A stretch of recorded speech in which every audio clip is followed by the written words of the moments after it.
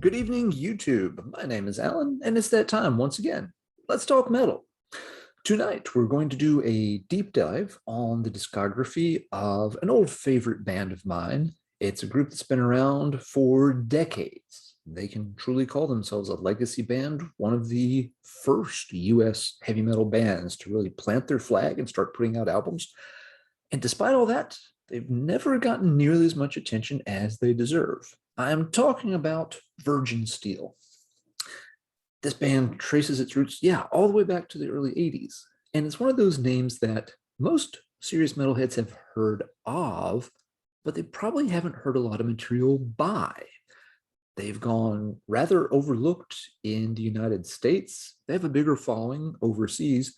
But yeah, I think it's high time that we take a little while, dive into their discography, and walk you through it. They've made a lot of albums over the years. They've gone through a lot of lineup changes, and their sound has changed quite a bit between albums, sometimes in very short timescales. So there are some great albums, there are some okay albums, and yeah, there are a few that are kind of iffy. So I'm going to walk through them tonight. Now, before we get started, something to mention. I own some of the Virgin Steel discography. I don't have nearly all the albums. And so I decided rather than trying to hold up every other album and be missing patches here and there, I would just do it in this kind of presentation mode where I can show you pictures of every album and you can see exactly what they all look like. For you to be a little less awkward. Because there's a lot of details with track lists and stuff, I've got some information on another screen over here to the side. So if I'm looking over to the side quite a bit, I'm just double checking things on this other screen, trying to make sure I don't mess things up. All right, so without further ado, let's get started. In the beginning, kind of a big classic grand opening, because that's the kind of thing Virgin Steel is known for.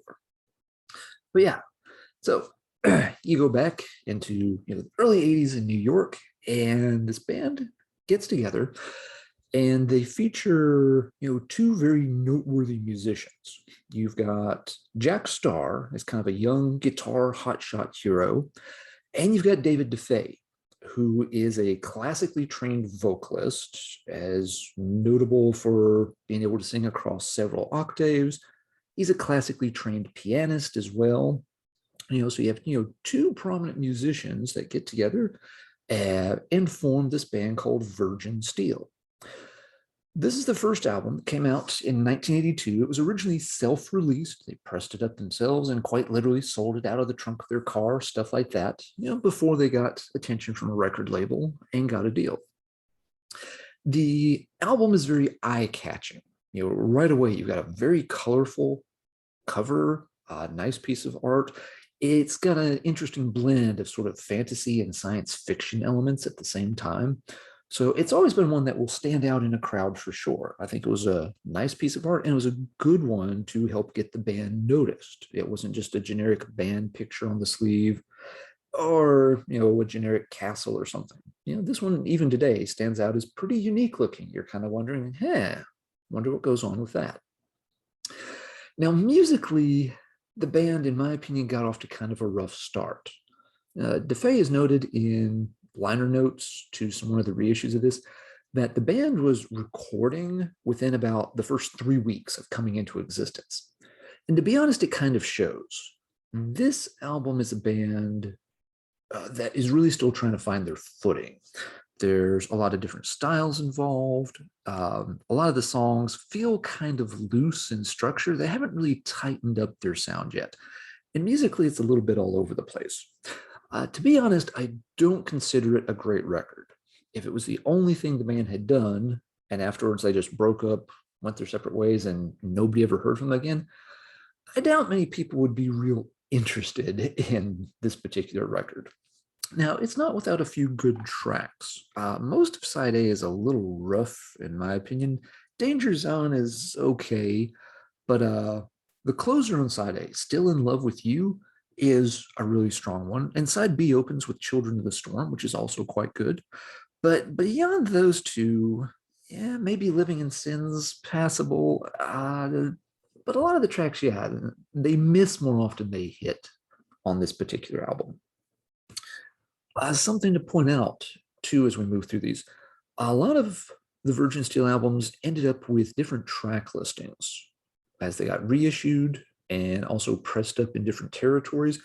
You often had tracks added or subtracted, even moved around. So it can be, again, kind of confusing to keep up with what songs are on which album. But I'll do my best to mention some of the tracks I think are highlights, but they may not match up with tracks that are on a version that you're familiar with.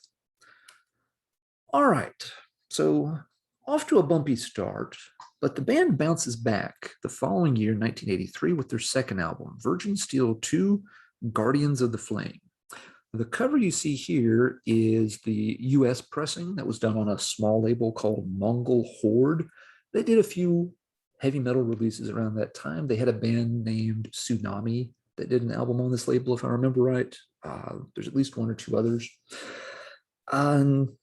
The European release of Virgin Steel 2 has a different cover. It's got more of like a, again, fantasy kind of artwork, which is kind of like a jungle scenario, very green, again, very bright colors. And it's got some kind of little human monk beast man of a thing. So again, it's a lot more unique and eye-catching than this cover. Regardless of which cover art you have on your copy, this is a big step up from the debut. The band had advanced very quickly in terms of playing and songwriting, and this album is really tight and much more focused on a heavy sound.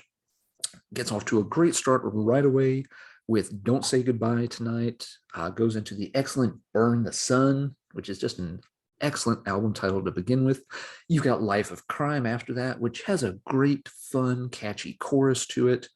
A lot of solid tracks here. It closes on side 2 with an excellent one, A Cry in the Night. Some things to note about Virgin Steel albums. There's definitely a theme of fire. It comes up in a lot of song titles and a lot of artwork. And DeFeis, told a story in interviews before that, if I'm remembering it correctly, he had a younger brother who was killed in a fire when he was a child. And so that obviously had a big impression on David. And so that does come up in their music quite a bit. Another thing to note is that this is a band that's not above doing power ballads. And sometimes us grizzled old metalheads roll our eyes at the power ballad term. But with Virgin Steel, they do them quite well. And a big part of that is DeFeis' vocal talent. He's an excellent singer. And so when you get to those songs, he not only can sing across an incredible range, he really knows how to use his voice to invoke a lot of feeling with those kind of songs. So, he can really, punch you in the gut and, really get the tears flowing on some of those tracks when he wants to. He knows how to use his voice to elicit those emotional responses. So, even, the songs that are more balladish in Virgin Steel's catalog are definitely worth checking out. But yeah, Guardians of the Flame, it's an excellent album. It's a really great slab of early American heavy metal before things got much heavier as thrash started taking over, or other bands devolved in more of a glam and hair metal direction. I think this album definitely deserves more credit than it gets. And I think part of the problem is that it's the only album the band made that really fits the template of just a pure, good old-fashioned American heavy metal album from the early 80s. Again, the first album is kind of all over the place. And as we're going to discuss here in just a moment, things changed kind of rapidly after Guardians of the Flame. Up next is their third album, which came out in 85, and it's called Noble Savage. By the time this one came out, the band had undergone a pretty seismic shift. Guitarist Jack Starr was not with them anymore. The story has always been that the parting was definitely not very pleasant. It was pretty acrimonious. The way Jack Starr has told it in interviews is that the band didn't even tell him they were kicking him out, that he found out he'd been ejected from Virgin Steel from a waitress in a diner when he was just sitting down to eat. That he went in to order a sandwich and the waitress is like, "Hey, I recognize you. You're Jack Starr, right?" And he's like, "Yes, I am." She's like, "Cool, you used to be the guitar player for Virgin Steel." And he's kind of like, What do you mean was? Now, you want to talk about an awkward conversation to have with your waitress when you're just trying to order some grub? Man, that had to be a rough one. So yeah, Jack Starr was out and the band moved on without him, got a new guitarist, and recorded this album. Now, Jack Starr went on to have a good solo career. He made one solo album called Out of the Darkness. And solo albums, in my opinion, are often kind of throwaway. I don't think most of them are really necessary. But Out of the Darkness is a very, very strong record. He got a great vocalist, Rhett Forrester from Riot, to do the vocals on it. And it's got a lot of excellent songs on it. It's definitely worth checking out. After the solo album, he went on to form Jack Starr's Burning Star, which was leaning in more of a power metal direction. I have not heard a lot of the Burning Star albums, but they did one excellent one called No Turning Back. Came out in the mid-'80s, had a great vocalist on it. I believe it was Mike Torelli was his name. It has a strong European power metal flavor to it by mid-'80s standards. If you're into that kind of stuff, it's definitely worth a listen. In the meantime, Virgin Steel has regrouped, and moving forward, the band would go through a lot of lineup changes. You know, DeFeis and the other original members are still present on Noble Savage. They have a new guitarist, of course. But as time would go on, you'd see a lot of members come in and also exit the band. I'm not even going to pretend to try to mention all the lineup changes in this video. That would almost be a video in and of itself. You also have a situation where a lot of guys would come in for an album or two, leave, and then come back for another album. You also have situations where members would play half the tracks on an album. So an album might credit two different bassists. One guy did the first 4 tracks and a different guy did the second 4 tracks. So yeah, it's a real tangled up mess trying to keep track of who's playing on which album. The bottom line is that once Starr was out of the band, it very much became David DeFeis' project. You know, he is front and center in the performances and the songwriting. That is not to sell the other musicians short. It's not to say they never contributed with songwriting or anything like that. They have songwriting credits throughout the catalog. A lot of people really like the talents of some of the other members. But I think in a lot of cases, I always got the feeling that they're kind of in the background. You know, they're there to sort of back up David and round out his vision for Virgin Steel. And there are times I think that's to their detriment. I think at times the rest of the instrumentation behind DeFeis' singing and his piano work could be stronger. It could be more prominent, and it might have made some of the albums more noticeable. I might point out a few examples of that, but it's an overall trend that you do see in Virgin Steel's catalog, in my opinion. So anyway, Noble Savage, 1985. The cover art here, interesting choice. I'm thinking a young Lex Luger in his loincloth days, you know, shades of WCW. I don't know. DeFeis was definitely very inspired by sort of, you know, classical literature, you know, Roman and Greek plays and mythology, and the, you know, great tragedies, stuff like that. It kind of went along, you know, with his classical training and vocals and the piano. And he starts incorporating some of those ideas into the music here. You know, I would not call this a flat out neoclassical power metal album at all. It's still rooted in more sort of early and mid 80s metal hard rock structures. But, you know, he's definitely trying out some different ideas on Noble Savage. For me personally, this is an album I go back and forth on. There are times I listen to it and I really enjoy it. There are other times I listen to it and I feel like it's kind of missing something. It doesn't really stick with me. So yeah, it's kind of a hard one for me to pin down. I would say that overall, it's better than I sometimes give it credit for. Sometimes I think I'm a little lukewarm on this album, but most of the time when I spin it, I come away thinking that, yeah, it's actually a pretty good album. I don't think it's as strong as Guardians of the Flame, but again, the band is in reset mode here a little bit. They lost one of their major musicians, and they're trying out some new ideas. So they've got to find their footing all over again. They continue on into 1988 with this release called Age of Consent. This one has a real sort of checkered history to it. The title alone is a little sketchy, even by the standards of 1988. This was a little bit of like, really? You going with that title? Okay, what's up with that? This one's had several different pressings. You'll see different cover art on them. And again, track listings from one pressing to another can be pretty different. The version I have, it's a later CD pressing, has a lot of extra tracks on it compared to the original release. This one's got sort of a tale of two albums.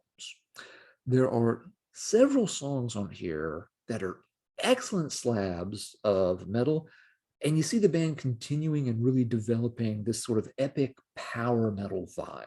Again, tinkering with sort of, the big epic classical flourishes and getting this sense of grandeur into the music that they were working on with Noble Savage. But you also have some real clunkers on here that are almost just kind of sleazy sounding mid-80s Sunset Strip kind of tripe. It's a very odd combination of things. Some of the better tracks, side 2 starts off with an incredible one called The Burning of Rome, Cry for Pompeii. And if you are a fan of epic galloping power metal in the European tradition, you should know and love this song. It's amazing. It's followed up with another good one called Lion in Winter. It's got Cry Forever, We Are Eternal. DeFeis vocals are very strong, very emotive. These are great tracks. Side 1 on the original version shown here is a great track called On the Wings of Night. Really catchy, very driving, galloping beat to it.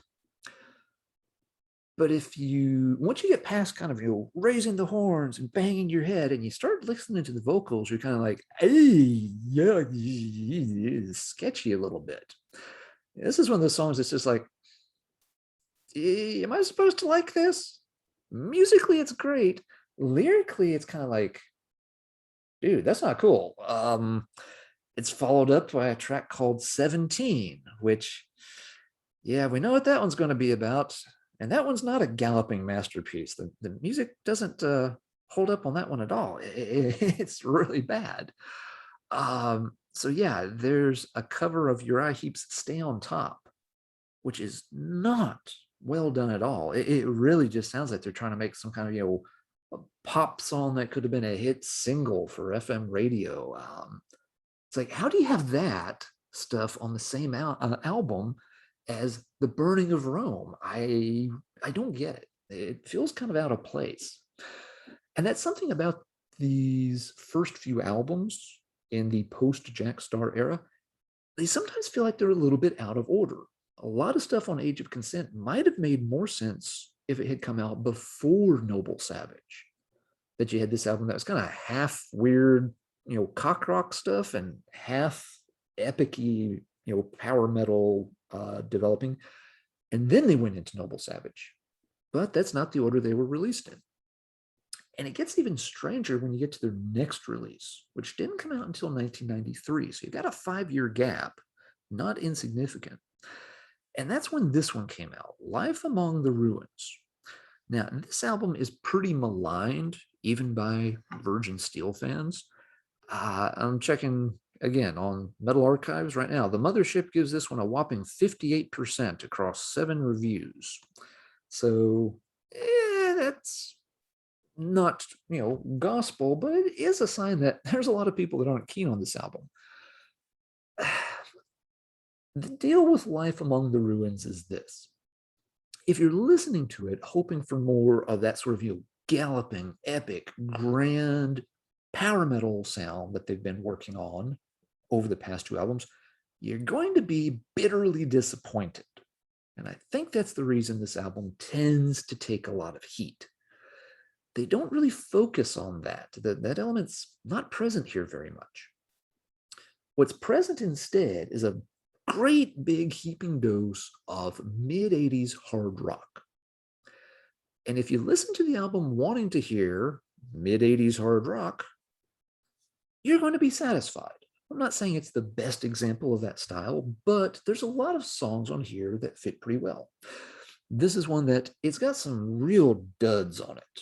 The lead track, for example, is called Sex, Religion, Machine. Let's face it, there is no universe in which a song with that title is going to be good. It just can't happen. If I remember right, some pressings of the album have a track that may have been done as a single called something like Snakeskin Voodoo Man. There is also no universe in which a song with that title is ever going to be good. It's just real head scratching. It's like, dudes, what the fuck are you thinking with some of this? But now, on the other hand, there are some good tracks on here, and the better tracks, again, tend to be the ones that trend towards the power ballad style a bit more.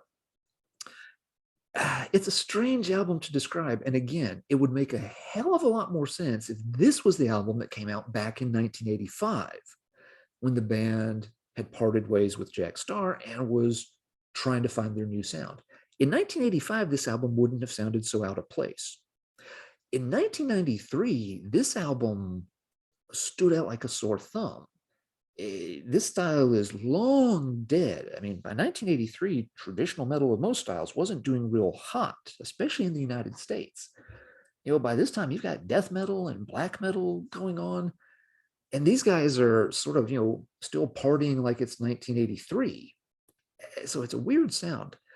I do think if you listen to it from the right mindset, that if you approach it as, hey, this is just going to be a weird throwback to 1980s hard rock stuff, cool, you can find some tracks on here that you'll enjoy. But yeah, if you're thinking this is going to be Noble Savage Part 2, or that's going to follow up on the better material from Age of Consent, nah, you're in for a rough listening experience. All right, last thing I'll say on this one. To me, it kind of strikes me as Virgin Steele's version of Seventh Star from Black Sabbath's catalog. Seventh Star is not a good Black Sabbath album, but it is an excellent hard rock album featuring Glenn Hughes on killer vocals and Tony Iommi doing great guitar work. So if you want to just hear those guys do some awesome hard rock music, Seventh Star is a fantastic listen. But yeah, if you pick up Seventh Star expecting to hear stuff like Iron Man or Mob Rules, oh man, you are not going to like that album at all. So Life Among the Ruins, that's kind of the best analogy I can come up with for it. So yeah, the band seems to just be all over the place here. It's like, which way are they going to jump next? Well, they would jump pretty soon, because the next album was going to come out in 1994, and it was going to have a very different style too. It is this one, The Marriage of Heaven and Hell Part 1. So this album quickly, once again, corrects course, and now they start to go hardcore on that epic, galloping power metal style, which is what they're really, really good at. This is where you start to hear more of the comparisons to MANOWAR. MANOWAR is one of the bands that Virgin Steele gets compared to a fair amount, because they do have that same epic flair. They both have the strong vocalists that can sing relatively high, although DeFeis want to sing much, a lot more octaves being scaled than what MANOWAR is capable of. And this album is a real barn burner. This is one of my favorites in the entire Virgin Steele discography. It starts off with an amazing track called I Will Come For You. And right off the bat, you get the sense that here the band is very focused, very hungry. These tracks have a little bit of an angry edge about them. There's a strong sense of defiance. This is very much the kind of music that says, it's us against the world, and we are going to soldier on. All of you be damned if you get in our way. Has other great tracks. Blood and Gasoline is an amazing number.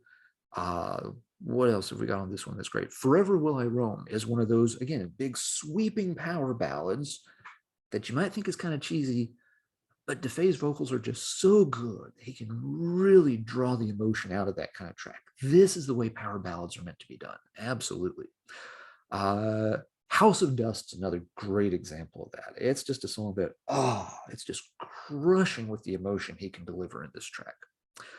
Yeah, if I have to make a complaint about the album, it's clocking in at, a solid 70 minutes. And that's something the band would start doing, is making albums that are quite long. And they could have tightened these up if they, trimmed them down a little bit. There are some songs that are, do feel a little bit fillerish. Those could have been left out and probably made a much tighter album overall. But nevertheless, there's a lot of great music on The Marriage of Heaven and Hell Part 1. It sadly got very overlooked at the time. In 1994, power metal could not have been more dead in the United States. So again, the band developed a following overseas where this stuff was appreciated. Nobody was listening to this stuff in the US in 1994. Even I didn't know about this album, and I was importing all kinds of stuff from Europe around this time. All right, if there's a part 1, there must be a part 2, and that would be delivered in 1995. Yeah, The Marriage of Heaven and Hell Part 2 came out. This one, to me, this one sounds a bit more polished. Overall, it's a bit tighter, maybe. It doesn't have quite the same rawness. It doesn't have that same little dark edge that Part 1 had. And I don't think it's quite as strong. A lot of people do seem to prefer it to Volume 1. I think Part 1 blows this one away. But that said, this is still a solid album. The deal with this album is that every song is pretty good, but it doesn't have those standout tracks. At least for me, it doesn't have those 5-star killer classic songs like you had several of on Part 1. As I look over the track list for this one, it's like, well, yeah, those are all pretty decent tracks. Can't complain about those. Yeah. At the end of it, just like, well, you've got 66 minutes of songs that are all pretty good. That makes for a relatively long listen. When you don't have anything that really stands out and really grabs you in a long album like that, it can be a little tedious to get through the whole thing. And that's kind of how I feel about this album. It's not one I revisit very often because it's going to take a while to listen to it, and it just doesn't have those standout tracks along the way that I really, really want to hear over and over. So, good album. There's nothing wrong with it. This is another one that sometimes it may sound like I'm kind of lukewarm on. I'm not. It is a good, solid album. It just needed a few standout tracks, or it needed to be edited down a little bit. Maybe if it was a 45-minute album that was all just, pretty good tracks, might get more rotations. I don't know. But anyway, Virgin Steel has definitely found their lane at this point. They're very focused in on doing, the epic power metal thing, and they're doing it extremely well. And this would continue on the next album. It'd take a few years, but in 1998, they delivered an album called INVICTUS. And this, for me, is the defining Virgin Steel album. This is their best one. I love Marriage of Heaven and Hell Part 1. I love Guardians of the Flame. I like some of the later albums. But this is the clear winner in my book. This is also the one that has the strongest MANOWAR similarities to it. There's a lot of speed on this album. There's a lot of pounding, galloping, fast beats on this album. There's a lot of anger that drives this album, like some of those earlier MANOWAR albums where they sound very dark and very fierce. DeFeis delivering that in spades with the tracks on this album.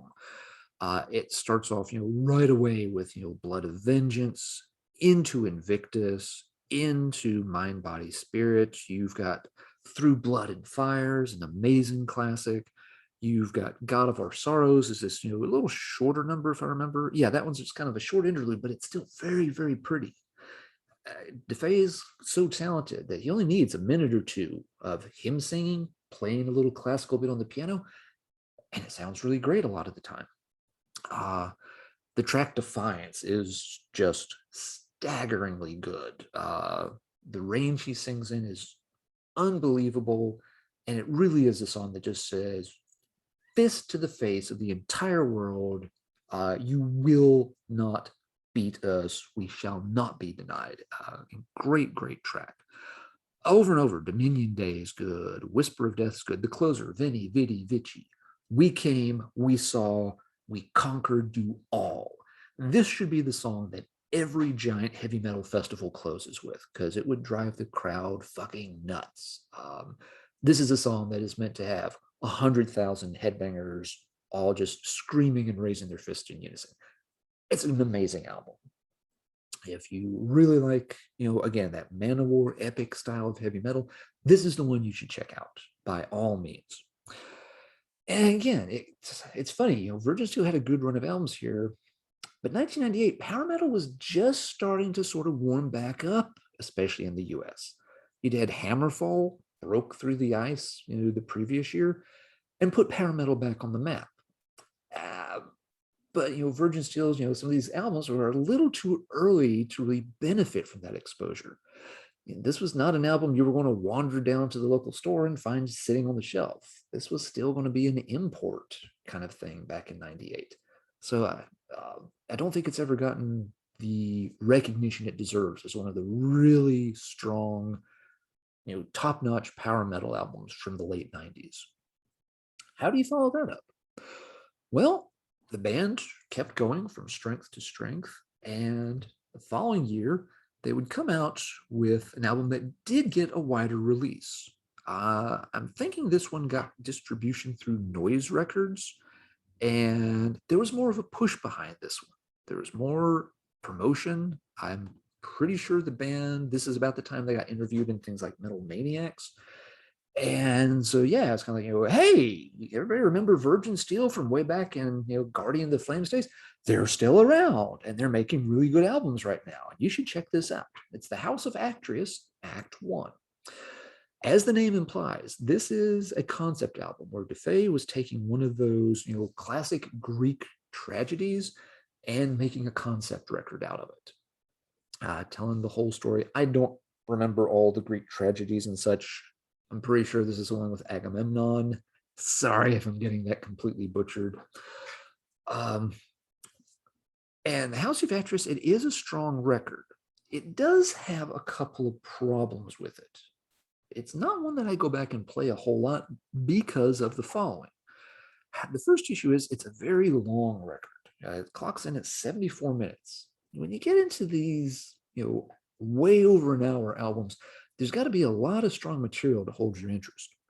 And this one does have a lot of very good tracks on it. But they get a little bit buried because the album has 22 tracks on it. So it can be kind of hard to remember which ones are good and which ones aren't. Along the way, you have 7 instrumentals. What's happening here is, again, this is meant to be a concept album. And a lot of tracks and a lot of instrumentals are, these interludes or shorter pieces that are meant to round out the story and kind of help set the mood as you go from scene to scene within the play. And I get that, and I understand they're trying to, stick to the concept. But again, the result is a very bloated track list, with a lot of filler material.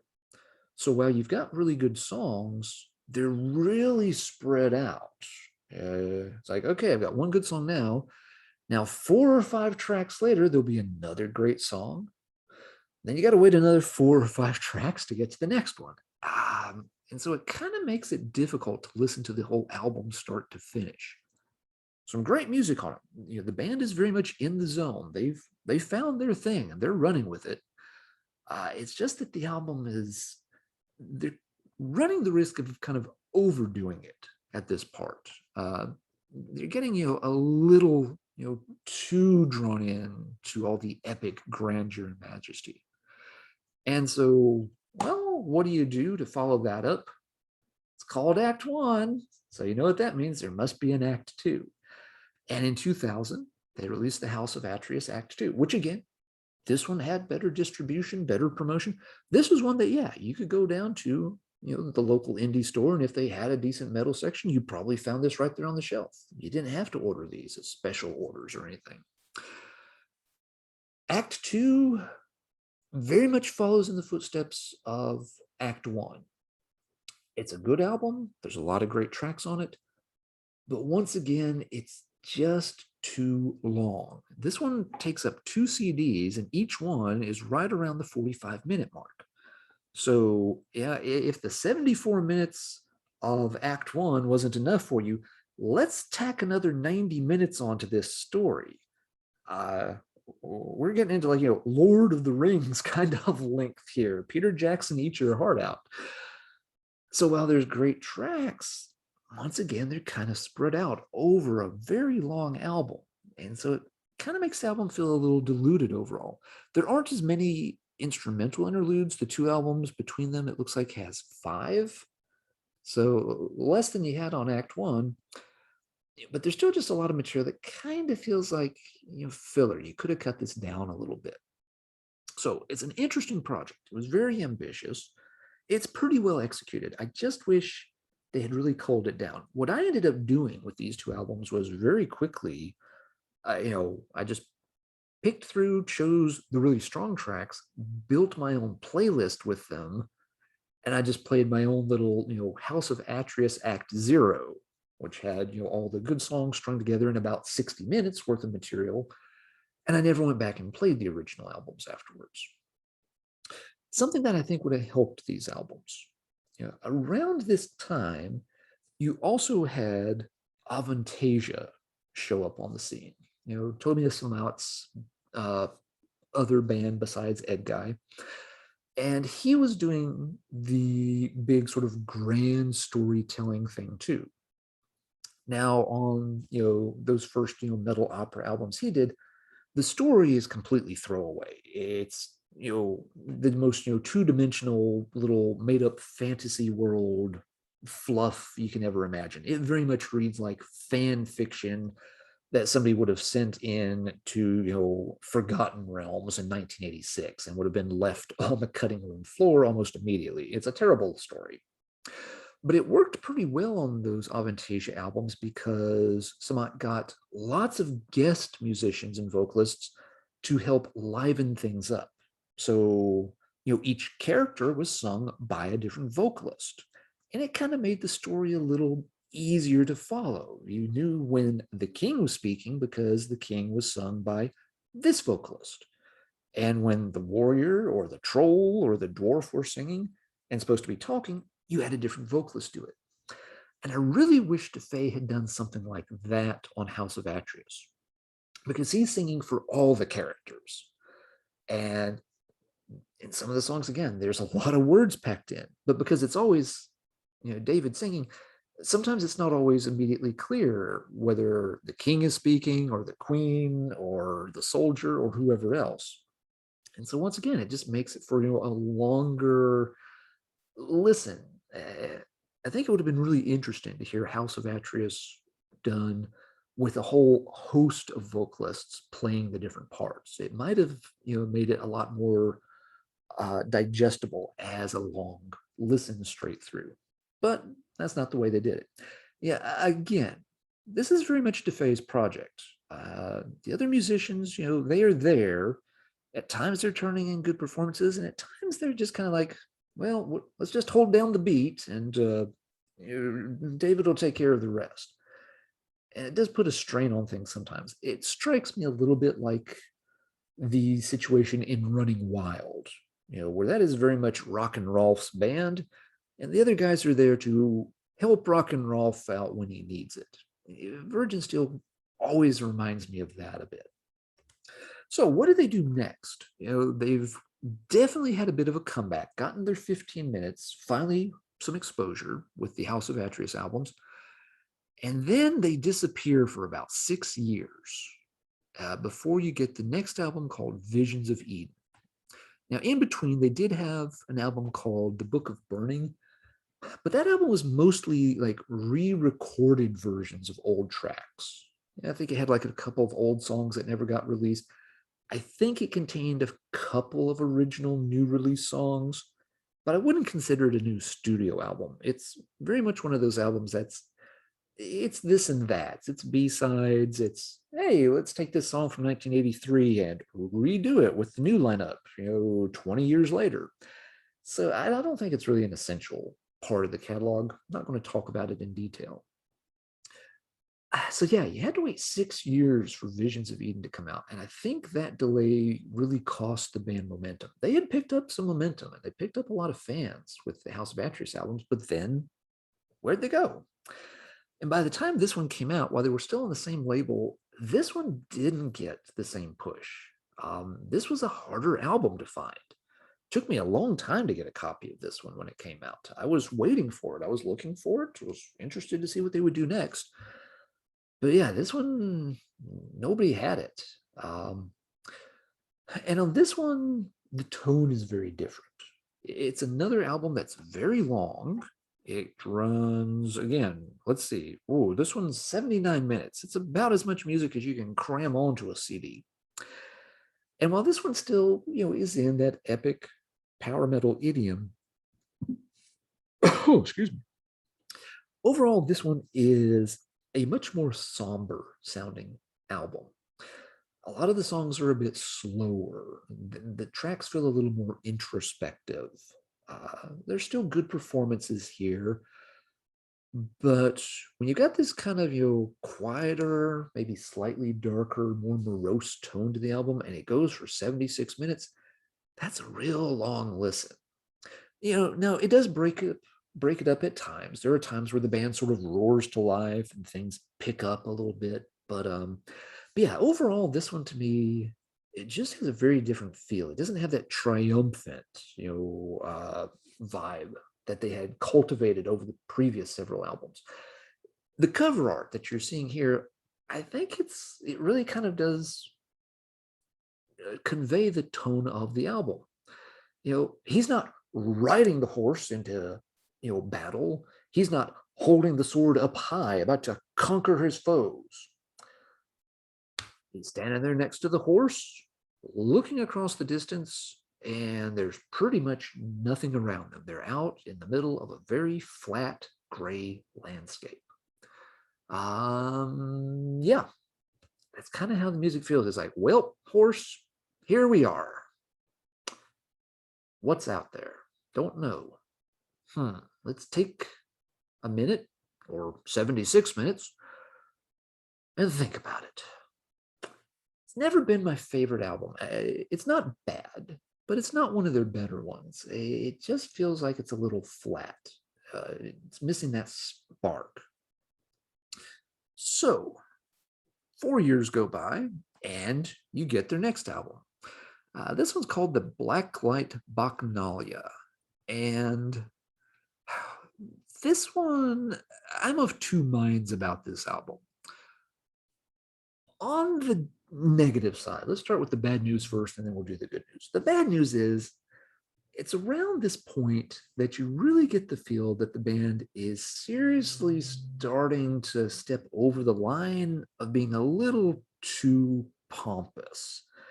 They're getting a little too cheesy. They're overdoing it with all, the classic gothic, romantic, epic, classical stuff, to the point that, again, there's a fine line between being epic and cheesy, and they're really starting to push it just a little bit. You see it even just with, the album title and stuff, that they're really starting to play it up a bit much. You get it with some of the song titles too that just kind of go on and on. You have songs like The Blacklight Bacchanalia, parentheses, The Age That Is to Come, To Crown Them with Halos, parts 1 and 2. Even the opening track, By the Hammer of Zeus, parentheses, and The Wrecking Ball of Thor. It's all feeling rather drawn out. And once again, it's a 76-minute album, so it is kind of drawn out. And in that sense, it's starting to wear a little thin. Now, the good news. Overall, musically, it's not a bad album. It's not their strongest effort, but it's not a write-off either. There are some songs that, I think miss, but it does have some good material. That opening track by the Hammer of Zeus, that's a crusher. The album gets off to a great start with that one. Pagan Heart after that, I think, is pretty good. But it's just that, yeah, again, you're dealing with a very long album with these very long song titles. And so it just feels a little overbearing at this point, but there is good music on the album. The problem is, moving forward, they kind of keep towing that line a bit much. Takes 5 years to get the next album out. And this one is Nocturnes of Hellfire and Damnation. Damn, that's a long album title. Once again, it's just like, guys, brevity can be your friend. But they're not going for that because they're wanting to make it sound as, classical and grandiose and really get these, soaring, swelling, romantic images across with everything. And I get it. That's their vibe. It's their thing. It's what they do. It's just becoming a bit much by this point. Once again, you're dealing with a long album that's 78 minutes. It's okay to leave some things off the album, guys, especially when you've got some songs that are getting kind of so-so. But like Blacklight Bacchanalia, this one does still have some strong material on it. It's not a bad album. One track in particular that really stands out is Queen of the Dead. It's track number 2. Really, really strong catalog. It'll hold up with most of Virgin Steele's discography. So there is good stuff on here. It's worth a listen. But again, it kind of feels like they're starting to repeat themselves. This album probably could have been called the Blacklight Bacchanalia Act 2, and nobody would have thought twice about it. It's like, yep, you're kind of just doing the same thing here again. An example of this even starting to happen with the song titles feeling repetitive. This one starts off with a track called Lucifer's Hammer. Didn't the previous album start with a track called By the Hammer of Zeus?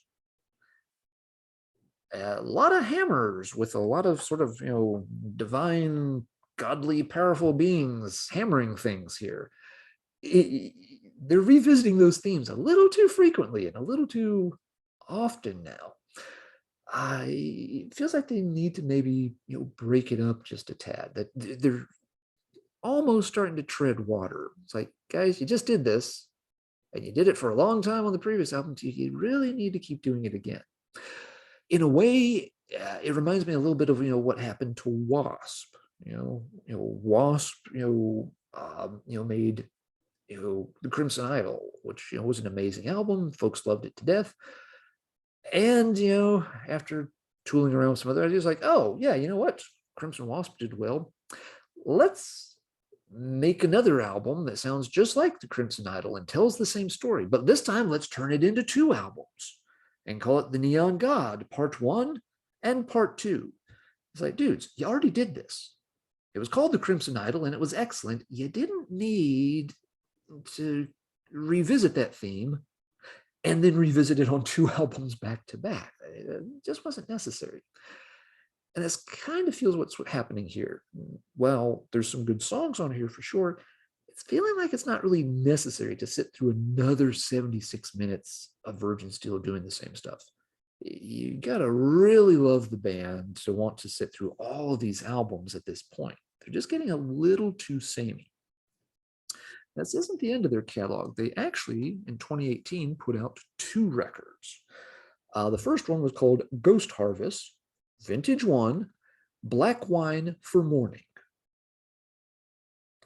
Could they have made the title any longer? Well, let's try again. Same year, Ghost Harvest, Vintage 2, Red Wine for Warning. Guys, the title shouldn't be longer than the record. Again, it just feels like they're being a little too pompous with things at this point. You can still deliver and convey that strong sense with a smaller amount of words. You want proof of it? I'll give you proof. In 1998, you made an album called Invictus. That one word sums it all up perfectly. And here you are 20 years later, and the titles just go on and on and on. And you've been here and done this before. Both of these albums, I've not heard these albums very much. I've played them each once or twice at most. Here it really is getting kind of tired. And these albums, I think, again, they suffer a bit from the rest of the musicians taking too much of a back seat. There's too many instances by this point where the song is all about, DeFeis going up and down the octaves while noodling around with a classical bit on the piano. And that's interesting from time to time, but when it starts to happen too much, it becomes uninteresting. These songs need a little more of a full band focus to them, in my opinion. And again, I haven't played them a ton. Maybe I've misread them a bit. Maybe I need to give them more spins. But yeah, I feel like Virgin Steel has been on sort of a little bit of a slow decline since the House of ATREUS years. That, the albums often have something worth visiting, but it feels like now, rather than just having their lane and running with it, that they're stuck in a little bit of a rut, that they need to break out of that mold. Whether that means, trying out some different themes, or whether it means just going back and getting the fire back and doing something more along the lines of Marriage Part 1 or Invictus, I don't know. Yeah, and again, this is a band that's been around for, about 40 years now. They can do whatever the hell they want to. Who am I to tell them what they should or shouldn't do? They're a legacy band. They're older musicians. If this is what they want to do, okay, that's fine. But I don't think they're putting out their strongest material. This is a band that's got a pretty solid catalog. It's a strange catalog at times, as you've seen tonight. But there's a lot of good music in it, and they deserve to be a respected unit. And I don't think that, putting out, these albums that are very similar to one another over the past few years is really doing credit to their legacy. But that's just my take. Maybe other folks are really digging it. Anyway, this is the end of the Virgin Steel story so far. But hey, maybe there are more chapters to come in the future. I hope so. I'd love to see the band come back and deliver a really solid album, whether it's a throwback to an earlier style or whether, they just get their muse back and come up with something really interesting in this style. It'd be great to hear. The talent is there. DeFeis still sounds really, really good most of the time. I just feel like, they got to break out of this rut and move forward, not live in the past so much, which is a strange thing to tell a band that is all about sort of, Greek and Roman history. Anyway, that is my take on the Virgin Steel discography. So now let's talk metal in the comments down below. What are your favorites among Virgin Steel's albums? Again, it's a catalog that I think a lot of people are missing some things. What albums did you overlook, or that you feel like, hey, maybe I need to go back and revisit that one? Leave a comment down below and let me know, what do you think about this band? What is their place in heavy metal history? What do you think of these newer albums? Is there something on these Ghost Harvests that I completely overlooked and that I need to go back and give them another fair shake? Let me know. Let's talk some metal in those comments down below. But that's going to do it for now. So until next time, everybody take care. And as always, keep banging your head.